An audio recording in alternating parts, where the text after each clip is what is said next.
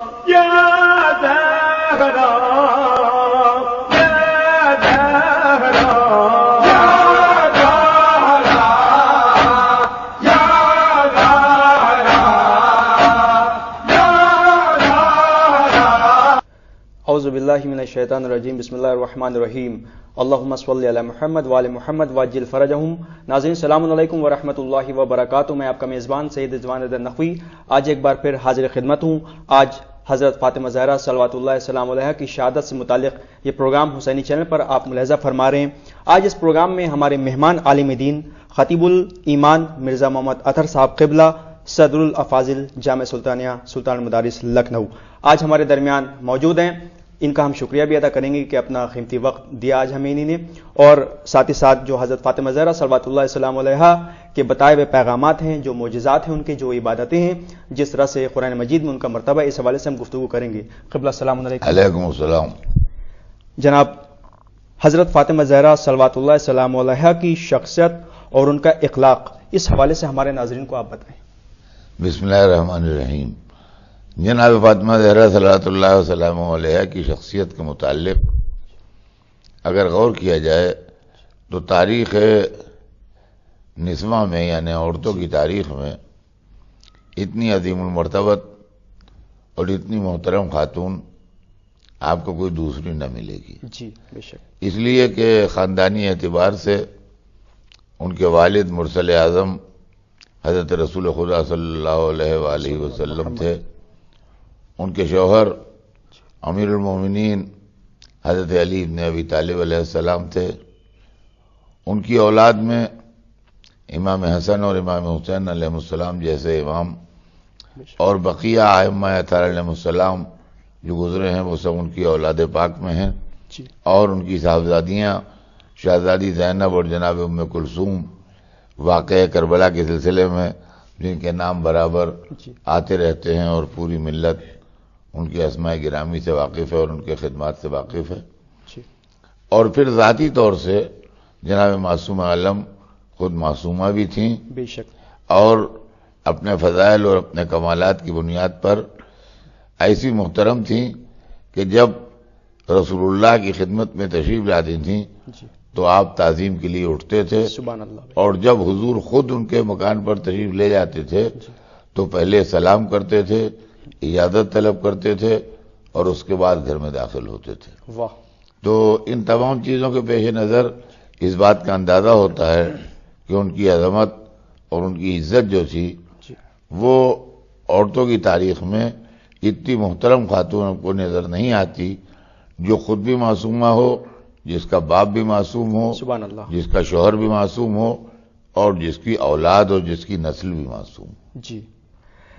جی جناب، قرآن مجید میں حضرت فاطمہ زہرا صلوات اللہ السلام علیہا کی عظمت اور کون سی آیت میں ان بیوی کا تذکرہ ہے، اس حوالے سے ہمارے ناظرین کو بتائیے۔ قرآن مجید میں بہت ساری آیتیں ہیں جس میں معصومہ عالم صلوات اللہ وسلم علیہا کا تذکرہ ہے۔ ایک تو قرآن مجید میں اللہ نے ان کی پیدائش کا مژدہ سورہ کوثر میں دیا ہے، سبحان اللہ، انا اعطیناک الکوثر فرما کے کہ ہم نے آپ کو کثرت نسل دی۔ اور جناب فاطمہ زہرا کی خصوصیت یہ ہے کہ دنیا میں ہر ایک کی نسل اس کے بیٹے کے ذریعے چلتی ہے۔ جی جی، حضرت آدم سے لے کے اس وقت تک اور آج سے لے کے قیامت تک انسان کی نسل کا اعتبار اس کی اولاد بلکہ اس کے بیٹے سے ہوتا ہے۔ جی، لیکن جناب فاطمہ زہرا صلوات اللہ علیہا تاریخ عالم و آدم کی وہ پہلی اور آخری خاتون ہیں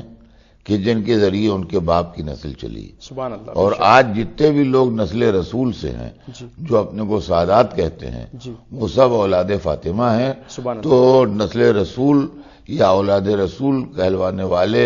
اور سادات کہے جانے والے لوگ جو ہیں ان سب کی والدہ گرامی یا جدہ مجدہ جو چاہے کہہ لیجئے وہ جناب فاطمہ زہرا ہیں۔ سبحان اللہ، تو یہ واحد خاتون ہیں کہ ان کے باپ کی نسل اللہ نے ان کے ذریعے سے چلائی۔ جی جناب، حضرت فاطمہ اور اس کے علاوہ قرآن مجید میں بہت ساری اور آیتیں ہیں۔ آیہ تطہیر ہے جس میں ان کی طہارت کا تذکرہ ہے، آیہ مباہلہ ہے جن کے اندر ان کا باقاعدہ بلاوا موجود ہے کہ نساءنا و نساءکم، ہم اپنی عورتوں کو لائیں تم اپنی عورتوں کو لاؤ۔ تو آیہ مباہلہ کے اندر ان کا تذکرہ ہے، سورہ دہر میں جو انہوں نے اپنے گھر کے روٹیاں اپنے بچوں کی اور اپنے شوہر کی روٹیاں راہ خدا میں خیرات کی، اس خیرات کا تذکرہ ہے، اور ان کا کھانا کھلانے کا تذکرہ ہے کہ وہ یتمون الطعام علی حبہ مسکینا و یتیما و اسیرا، وہ اللہ کی محبت میں مسکین اور یتیم و اسیر کو کھانا کھلاتے ہیں۔ تو اس طریقے سے قرآن مجید میں بہتیری آیتیں ہیں جن کے اندر جناب معصوم عالم کا تذکرہ ہے اور ان کے فضائل بیان کیے گئے۔ جی جناب، حضرت فاطمہ زہرا صلوات اللہ السلام علیہ کی عبادت کے بارے میں بھی آپ بتائیے، اور ساتھ ہی ساتھ جو انہوں نے جو دعائیں کی ہیں تو پہلے اپنے لیے نہیں بلکہ دوسروں کے لیے دعائیں کی ہیں، اس حوالے سے آپ بتائیے ہمیں۔ ان کی عبادت کے متعلق تاریخ کے اندر بہت سے واقعات ہیں۔ ایک تو بہت نمایاں واقعہ جو تاریخ میں ملتا ہے وہ یہ ہے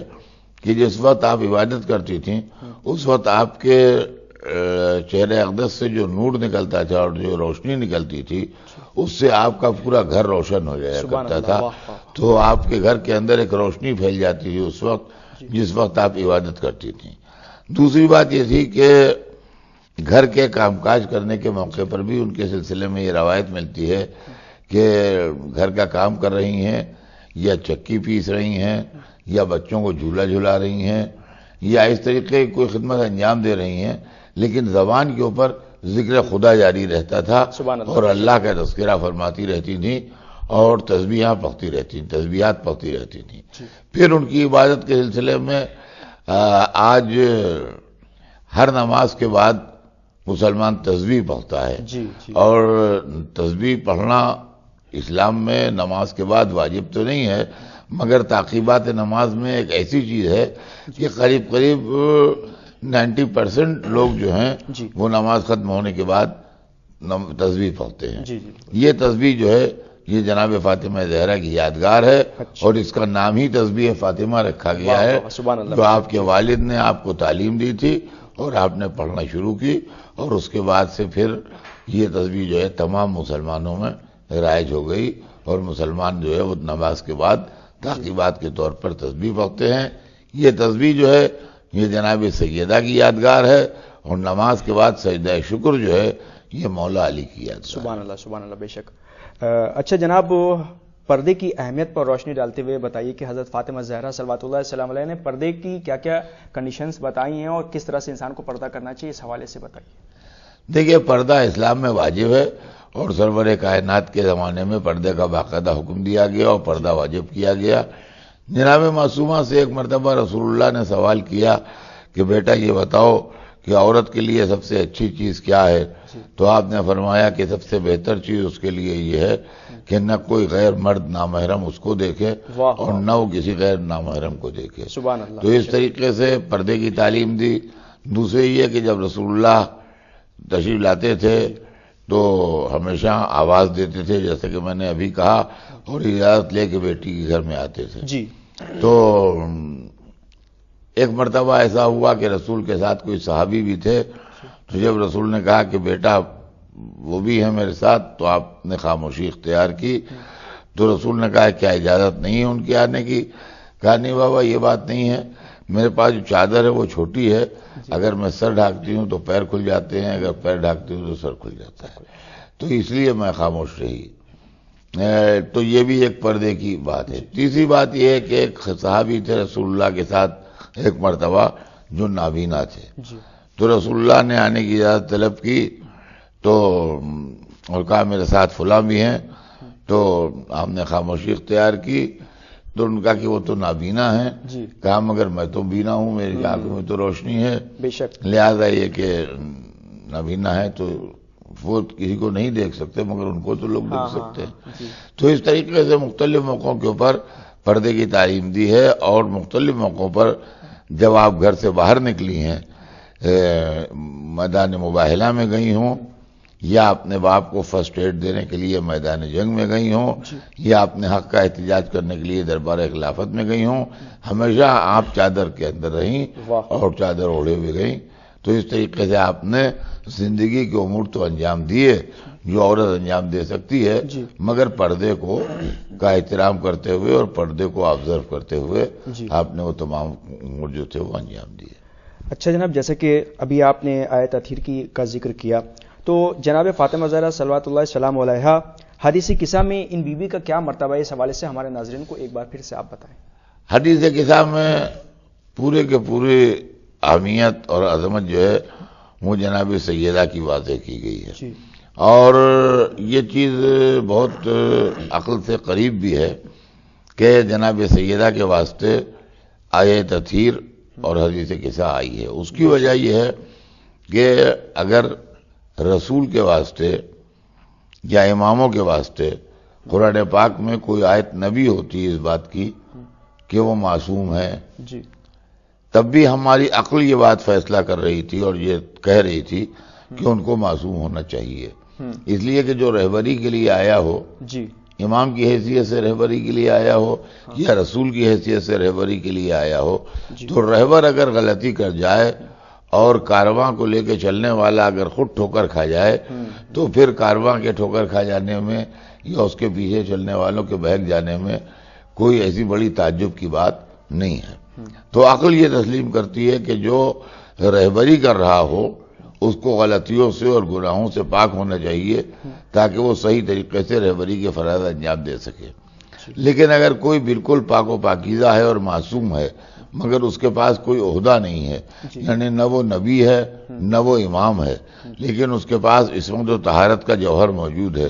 تو جب تک اس بات کا اظہار نہ کیا جائے گا کہ اس کے پاس عصمت و طہارت کا جوہر موجود ہے، اس کی عصمت و طہارت کے اوپر کوئی دلیل نہیں قائم ہو سکتی۔ لہذا جناب فاطمہ کی عصمت و طہارت پر دلیل قائم کرنے کے لیے آیت تطہیر بھی آئی، اور عصمت و طہارت پر دلیل قائم کرنے کے سلسلے میں حدیث قصہ میں بھی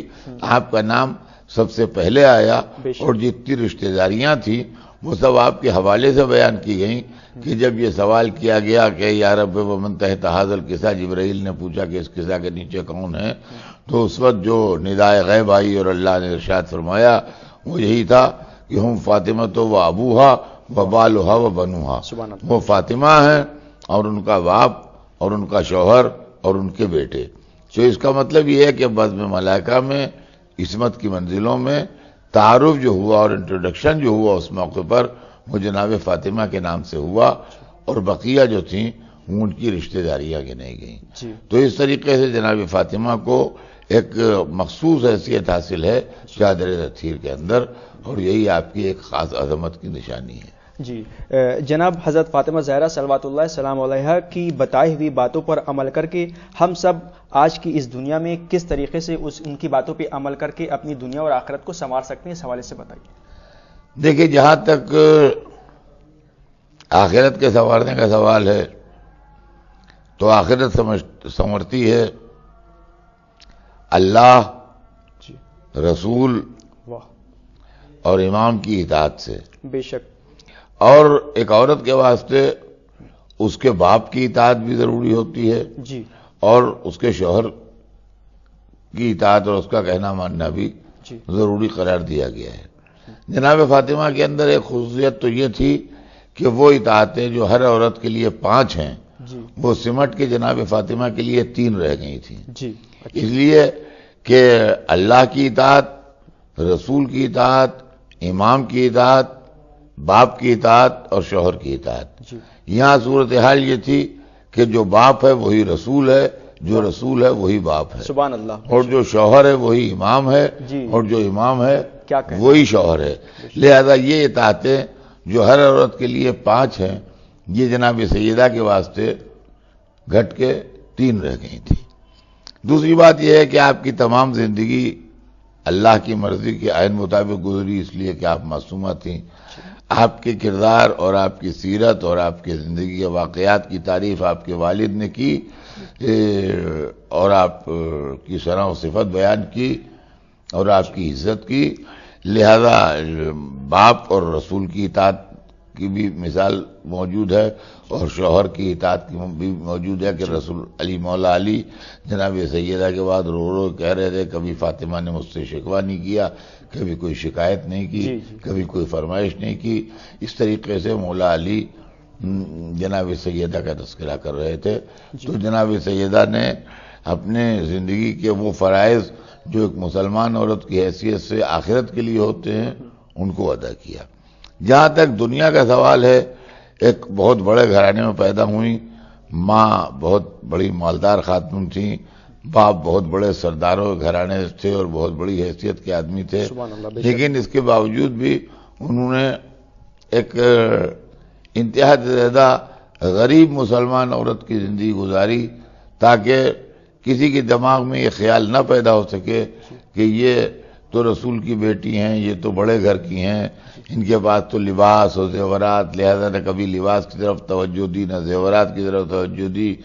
بلکہ آپ کے لباس میں پیوند لگے رہتے تھے، آپ کی چادر میں پیوند لگے رہتے تھے۔ یہ تمام چیزیں جو تھیں یہ ایک ایسی انسان کی زندگی تھی کہ جس انسان کی زندگی کو دیکھ کے غریب سے غریب انسان بھی سبق لے سکتا ہے۔ سماجی خدمات بھی آپ نے کیے۔ ایک شخص جو مسلمان ہو گیا تھا یہودی سے، رات ٹھنڈی تھی اور سردی کی رات تھی، اس کی بیوی کے انتقال کی خبر آئی، مسلمانوں کے پاس وہ گیا کہ کوئی غسل دے دے، تو لوگوں نے کہا کہ سویرا ہو جانے دو، ہم کسی کو بھیج دیں گے، غسل ہو جائے گا اس کا۔ لیکن جب وہ اپنے گھر پہنچا تو معلوم ہوا کہ رسول اللہ کی صاحبزادی آئی ہیں غسل دینے کے لیے، تو وہ کانپنے لگا اور اس نے کہا کہ میں نے ان کیا تو کہا نہیں تھا، میں نے ان سے تو گزارش کی نہیں تھی۔